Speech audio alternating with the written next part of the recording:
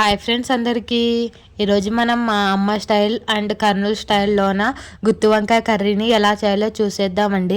ముందుగా చిన్నగా ఉన్న వంకాయలను తీసుకొని 2 తుక్కులు ఇలా ఈ వీడియోలో చూపిస్తున్న విధంగా కట్ చేసుకొని ఉప్పు నీళ్ళలో వేసుకోవాలండి. వేసుకొని పక్కన పెట్టుకుందాం.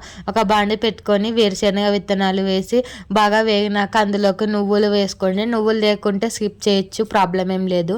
సో అలా వేసి చల్లారనిచ్చుకొని ఒక మిక్సీ జార్లోకి అవన్నీ వేసి అందులోకి ఉప్పు, కారం, పసుపు, కొంచెం అల్లం వెల్లుల్లి పేస్ట్ కూడా వేసుకోండి. నేను ఇక్కడ అల్లం లేదు కాబట్టి అల్లం వెల్లుల్లి పేస్ట్ వేసుకుంటున్నానండి.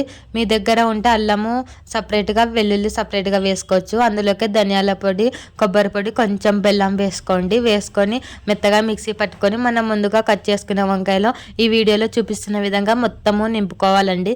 అవన్నీ మొత్తము నింపుకొని పక్కన పెట్టేసుకుందామండి. అదే బాండీలోన 2 టేబుల్ స్పూన్ల ఆయిల్ వేసుకోవాలండి. అది కొంచెం హీట్ అయ్యాక ఉల్లిగడ్డలు జంపుగా కోసుకొని వేసుకోవాలండి.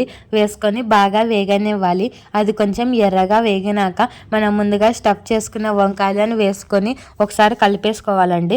అందులోకి చింతపండు పులుసు కానీ పిండేయాలండి. చింతపండు నీళ్ళు పోసేసి అందులోకి తగినన్ని వాటర్ వేసి బాగా ఉడికించుకోవాలండి. మీడియం ఫ్లేమ్లోన మధ్యలో కలుపుకుంటూ బాగా ఉడికించుకొని థిక్ గ్రేవీ వచ్చేంత వరకు ఉడికించుకుంటే మన సింపుల్గా గుత్తి వంకాయ కూర రెడీ అండి. ఇలా ఒకసారి ట్రై చేయండి, చాలా బాగుంటుంది.